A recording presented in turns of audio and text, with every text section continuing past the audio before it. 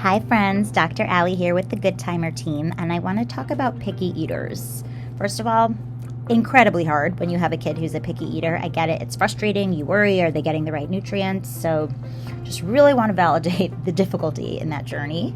I also want to say that it is a normal kind of developmental expectation that we have of kids when they start asserting their independence, like the terrible twos when they start saying no to everything. It's not because they're evil creatures. It's because they're just like, I'm different from you, and so I'm not going to do what you're asking because I want different things, right? And so the picky eating can sometimes just be a part of that process.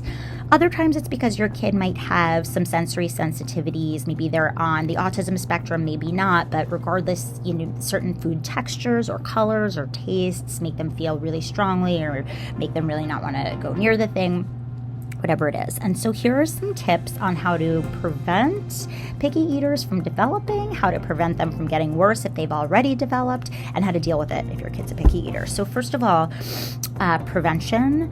Try to expose them to as many different types of food as possible while they are as young as possible. Within reason, right? You're not going to give a chicken on a bone to a 1.5-year-old and cut it into little pieces, but try and introduce them to a lot of different foods before they start this sort of journey toward independence. Number 2, you want to, in terms of nutrition, you're aiming to give them all the colors of the rainbow on their plate, right? That's what you hear. And I always just picture like a handful of Skittles, but that's not what it means. It means vegetables and other wholesome foods that hit a bunch of colors. Yeah, totally. Do your best and just get the food in them, right?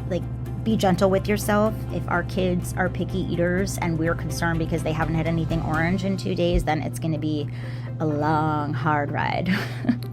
Number 3, try not to confuse behavioral problems with picky eating problems. So if there's a behavioral disturbance during a meal, we handle that differently than we handle picky eating. Because if we're scolding about picky eating, then they may start developing negative associations to food, which will not set them up for success in terms of a healthy relationship to it in the future. Number 4, include them in meal planning and food shopping and cooking, right? If they're a part of it, then they're less likely to be picky about the things that they worked on with you. Lastly, my favorite one, because I think it's super important, try to avoid the finish your plate mentality or message that many of us received from our parents who, weren't trying to mess us up, but a lot of what happened to a lot of us is that we lost touch with our hunger fullness cues, right? And so while our kids have those, we want to help to teach them to listen to them. When is your body hungry? When is your body full? Does belly feel full? Does belly feel hungry?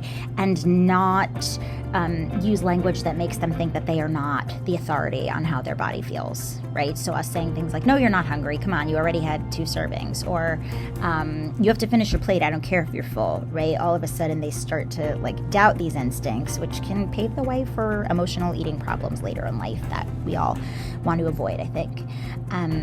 Good luck to you, and check out our blog post for some more resources.